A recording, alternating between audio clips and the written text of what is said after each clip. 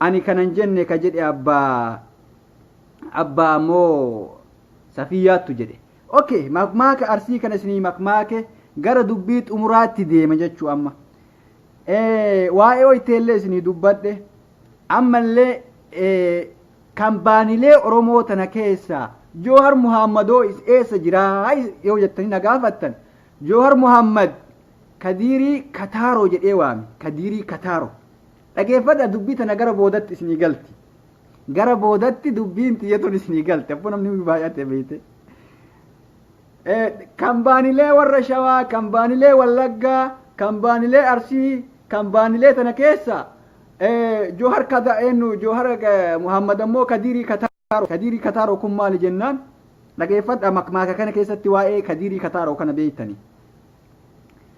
Didichee dhufe waaroon ari'eeraree baamoon jidduu tana deema Kadirii Kataaroo jedhe.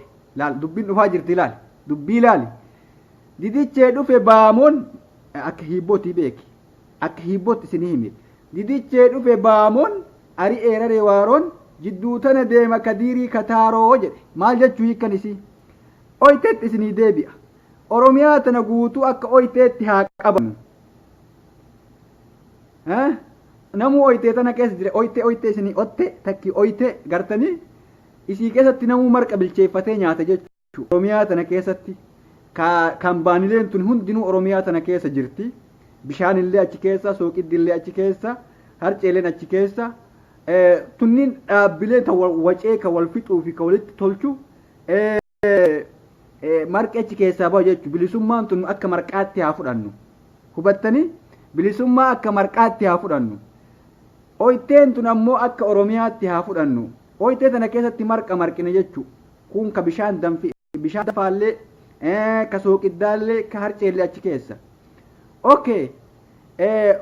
Maarree bishaan itti naqxee daakuu harcee yoo itti naqxu maaliin sochoofta? Haxumaa jechuudha. Mooqqaadhaa miire mooqqaa kanaan sochoofta jechuudha. Mooqqaan kun eenyu maqaan isaa Kadirii Kataarooti. Jawharii amma jenne kana dubbiinka. Isinii galte? Jawhar kun bishaan danfe Oromiyaa tana oytee tana keessatti bishaanii fi harceen tun dhaabbilee Oromoo haa goonu.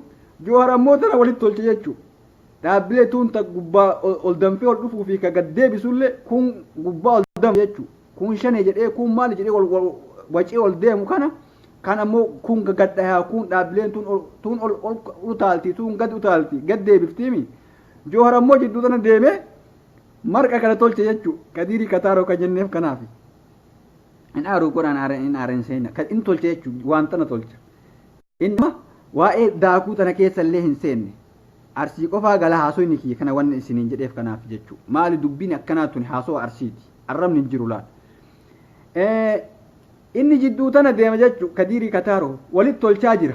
Marqa kana jechuudha bishaan ho'aa kana keessa illee dhaabate daakuu tanallee daaraa dibataatumaan gartee daarallee ofirraa dhadhawaa bishaanillee ho'aa kana jidduu keessa dhaabate walitti tolchaa jira jechuudha Jawhar kuni.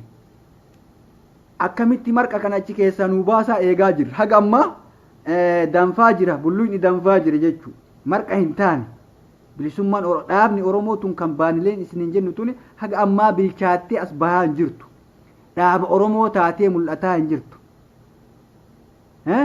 Dhaaba Oromoo gaafa isiin bilchaattee akka marqaa taate gartee Jawhariin keenya jidduu kana deemee walitti tolchu kuni keessaa nuu baasee gaafa ammoo qoritti nuu kaa'ee carree sanyaan jechuudha carree bilisummaa. Si galee Amina akka qofatu ni irraa faame nama asirra jiru kanarra Amina dubbiin galtee jirti. Akkasiiti haga ammaa jidduu tana jirraa kan baanilee Oromoo tana akkamitti walitti deebifna qorii oytee tana keessatti marqinee marqaa jiru amma ka taphataa jiru tapha guddaa jidduu tana jidduu fiigaa jiru gartee kawaa ollee taanillee tanallee walitti tolchuuf walitti marquuf ka tolchaa jiru Jawharii kana. Jawharii keenya kana jabeessinee jechuudha. Jabaadhu jenneeni harkaan jajjabeessinee akka inni tolchee bilcheessu waan kana. Akka inni marqa godhee as nuu baasu abdii eegganna jechuudha. Warri itti gammaddanillee abdii qaba.